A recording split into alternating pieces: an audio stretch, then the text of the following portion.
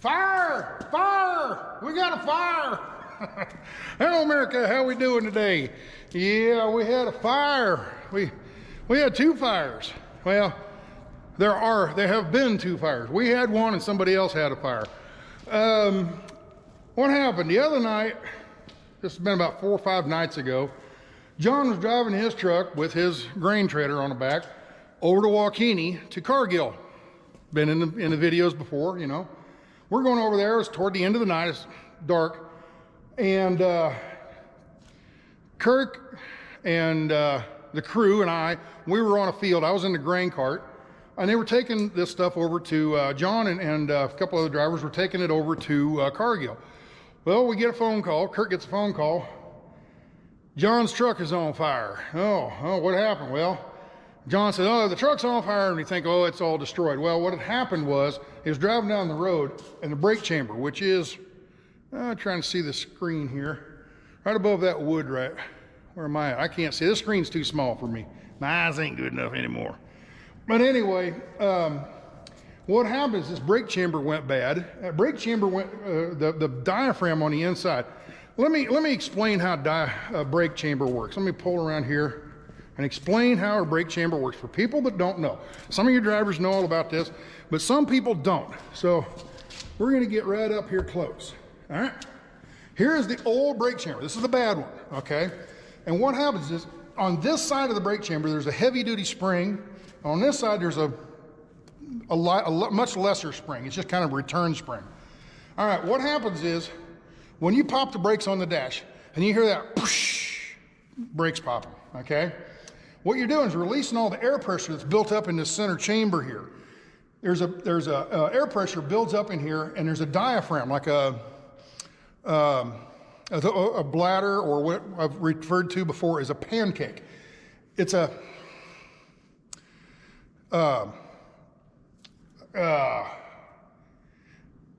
it makes a seal for air. Air can't pass. All right, so anyway, this diaphragm sits in here, and there's a big spring in here, okay? What happens is when the air comes into this air hose comes into here, this chamber, it builds air pressure up and pushes that diaphragm over. This rod comes over, and there's a plate welded to the end of it. Think of it like a great big head nail, okay? The shaft comes all the way up to here, and there's a big plate, all right? So on that plate, the diaphragm pushes that plate and compresses this spring. So when you push the brakes in on the dash to release the park brakes, this airs up, compresses this spring, which pulls that rod back, okay? That rod pulls back and releases the brakes there's a slack adjuster, which goes to a rod, and that rod goes into this S-cam, which is down there. I'll show you in a second. What happens is you push the air on the brakes, this compresses, releases the brakes. You've got 110 pounds or whatever the truck has, 120, 110 pounds of air pressure in this little section here, compressing this spring, keeping the air brakes off. Then, when you're driving down the road and hey, I need to stop, air goes in this other chamber over here, and let's say you have 110 pounds here and 0 over here. This air pressure will compress this spring, okay? If you put 100 pounds on this side, the 100 pounds on this side, 100 pounds on that side, they cancel each other out, and then the spring would win out and compress the brake, okay? If you have 100 pounds in here, only 50 pounds on this side, the spring will kind of push that rod back out and softly apply the brakes. So when you're hitting the brake on the floor, that is adjusting this air pressure from 10 to 30 to 50 to 100 to 30 to 50. It depends on how hard you push on the brake. That's what causes this shaft to go in and out and engage the slack adjuster, okay? The slack adjuster is in there so that as the brake pad wears out, it adjusts for this. So it adjusts the slack that's in the brake, okay? Slack adjuster. All right, so that's how our brake chamber works. Okay, what we did is we got in here on the slack adjuster and ratcheted the slack adjuster loose so it could travel. The problem is every time you back up and hit the brakes, that will ratchet and readjust, self-adjusting slack adjuster will readjust that brake. So what you do is you take right here on the side of almost every, this is called a maxi. not every brake has this whole section. Some of it only has this little section here. That's just for application brakes, like on the steer axle. Okay? If it's got this and this, it's called a maxi, and it's a parking brake. Okay? Now, to get this to unlock, what you can do is take this bolt out. Take this bolt out, and there's it's like a T-bolt. Take that T-bolt out, you pop this cover off, you stick it in there, turn it a quarter, and you find that little notch in there. Once you find the notch, you take the nut on there and you tighten the nut up. And what that does is you're manually compressing that spring. You're putting a bolt in there and hooking that bolt and pulling that plate toward you, compressing that spring. Therefore, you don't have a park brake on this brake anymore. If you what they call caging the brake. Okay? So we did that. We caged this brake. We didn't use this bolt. We have another one in the tonner for this situation. Put it in there, you tighten it up, and it's not a parking brake anymore. So John could drive it home. So we took the back roads. Instead of getting on the freeway, we took the back roads and came back to the shop. All right, we get to the shop, we take that off, and we'll probably be able to see it better on the other side over here. Yep, right here. There, I got to shorten you up. My jack stand here, my tripod stand. All right, here is an S-cam. This is a dirty one. We got to clean that up still. All right, this is the S-cam. When the brake is applied, it pushes on this slack adjuster, which, let me get this wood out of the way. Bear with me, people. I got to get my camera adjusted properly. There we go. All right, underneath here, let's see if I can see it. Right here, that's the slack adjuster. Now this is a brand new brake chamber, new clevis that attaches to the slack adjuster. This slack adjuster is like a ratchet. No different. We don't have one. Be right back with you. All right, we're back. I went and got this ratchet, okay? It's just your regular old Craftsman type ratchet. I don't know, this is a K-tool. Anyway, it's a regular ratchet. This mechanism is inside of this box right here, okay? That is a slack adjuster. It's an automatic slack adjuster. And what happens is, as you push the brakes down, that pushes on that slack adjuster. That slack adjuster goes through this rod. This rod comes up, well, let me get you an angle. Goes through the slack adjuster, it twists. It's inside this pipe, there's another rod that comes out to this S-cam, and it twists this S-cam, okay? Now, that probably won't make a bit of sense to you looking at that, but I come over here where we have brakes on this side, and it'll make more sense. There's your brake pad and brake pad. There's your drum.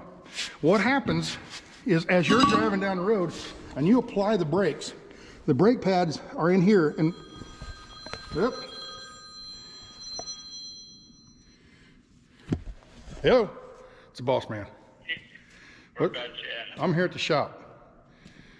Okie dokie. Well, we're just coming into town. All right. We'll be out there in a minute and get back to throwing that truck back together. All right. Well, I'm explaining it to everybody on a video right now, and you're interrupting my video. See you in a little bit. Bye. Bye. All right, so what happens on drum brakes, people probably already know this, but you got a drum and you have brake pads on the inside, and when you hit the pedal, it pushes those drums, the brake pads, up against the inside of the drum, okay? So right here, these brake pads are sitting in here, and when you apply pressure, foot pressure, it pushes out on the drums and rubs on the inside and causes friction and brings you to a stop, okay? Disc pads are different. There's a disc and the pads are on the outside and they squeeze the disc, okay? These push out from the inside, okay? Now, what causes that on a air brake system is the S-cam. Right here is the S-cam. Let me get a little light in here for you. See this S-cam? As that twists, imagine that twist. From here to here is only about 1 inch, but from here to here is about 2.5 inches, okay? So as that twists, okay, as this piece goes down and that one goes up, This piece right here will push on this and push this bottom brake pad down. This one will push this upper pad up. Okay? Makes sense? All right. So that's how an S-cam air brake system works for the most part. We're crooked. There we go. All right. So we got it home. We tore it apart, found out it was that brake chamber was bad, which was making the park brakes somewhat engaged. They're not locking up engaged, but they're dragging. And because they're dragging, they got to heating up, and next thing you know, they caught fire. So John jumps out, his fire extinguisher, and puts the fire out. And it relights, and he puts it out again, because the metal and everything is so hot. It finally got to cool off where it won't reignite. We show up a little bit later, we back everything off, we delivered the load, and then we limped on home. We limped home, pulled it in the shop, started tearing apart, and the brake pads, where are they at? I'm trying to think, where are the old pads at? Or drum. Where did I put them? Somewhere. Kirk must have thrown them in the junkyard already. Anyway, they were just in bad shape. They just catch all kinds of heck. Okay, going down a freeway, there's not a lot of debris flying around, okay? But on a gravel road, think about this. You're on a gravel road and that front tire kicks up a little bit of dust, okay? A little bit of dust, a little bit of rocks. It comes back here and it gets on this back axle here, but it's not that much. But once you get the duals back here and they really stir the air up and all that sand and gravel and everything and dust kicks up, this back axle catches a lot more abuse. So this back axle looked really bad compared to the front axle. Front axle is actually okay. We took the wheels off and looked at them. They're pretty good still. The airbags are good, okay? See these airbags? They're in pretty good shape and everything, nice and supple. Here's the airbags that came off the back. And this is what rocks and gravel do when you're in that kind of environment. I'm gonna set you down here. Now these airbags had not blown yet, but you see they were in bad shape. That's a rock probably flung up there and hit that. And see how dried out and crusty they are? It was just a matter of time this was gonna go bad. So while we're under there doing all this work, let's put a couple airbags in. So we went and got a couple airbags, stuck them in earlier today. And the valves, where's the old valve? It's the old valve. Anyway, these valves right here, connectors here, they went bad. They just, trying to get them off and they just had a hard time getting them off. Finally got them off, but kind of damaged them. So I had to run to Hayes, to the Peterbilt dealer, and buy this little valve. That little valve right there. Take a guess. It's plastic. It's got a little brass on the bottom here, but the rest of it's all plastic. It's got a little couple of O-rings. People that aren't familiar with trucks, this is just a push-in type connector. But are you familiar with like shark bite plumbing valves, okay, or plumbing fittings? Shark bite, where you just push it in and they grab, okay? Kind of like, what's the old Chinese finger torture test or torture thing? You got that weave and you stick one on, you put your fingers in, but then you can't pull them out. That's what it is, okay? It's called a shark bite. That's for plumbing on, it's pretty much the same kind of system, but it's in Peterbilt, I think they just call it a quick connect or a push on connector, whatever. Went over to Hayes, bought 2 of these. They cost more than the airbags did. Just ridiculous. Well, about the same. But I mean, it's just outrageous. It's just, you know, the prices on stuff. And then you wonder why it's a $180,000 brand new Peterbilt. You know, it's just their prices are terrible. All right, so while we were looking at all this, we also found a wheel seal was leaking. So that's what all this crud is here. That's oil from the interior that lubricates the inside of the axle. There's a seal that goes right here, and there's another one on the outside. But this seal right here went bad, and it started getting oil in here. So, hey, we got it tore apart, let's fix it. So we went down, we cleaned it all up, and we took the hub down to the local shop, mechanic and everything, and he has a press to press the seal in and put bearings in it and the whole 9 yards. But you got it all apart, put new stuff in. So when Kurt gets back, I'm going to let him put that in because I don't want to mess it up. And if it messes up and there's a wheel seal leaking, hey, Stan, you messed that up. Not me, I didn't do it. So I've been doing other things. I've been putting these valves on and everything, just clicking things together and whatever. While they had to run out of the field and take care of some stuff. So I thought, well, while I'm over here doing this, maybe I'll make a little video and explain. I hope I explained air brakes a little bit better to people who have no idea how they work. Most truck drivers should know how to do how this works simply because it's on the CDL test. But even that, I was recently talking to a driver, been driving about as long as I have, and he had no idea how S-cam brakes work. He's like, what's that? What's S-cam brake? That right there. Oh, I didn't know that. How long you been driving? So anyway, now you know. You're educated a little bit better than you were yesterday. Take care. I'm going to get my hands greasy. Y'all take care. Bye.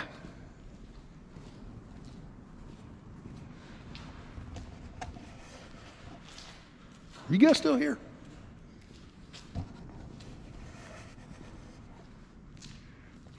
Ain't you got something better to do?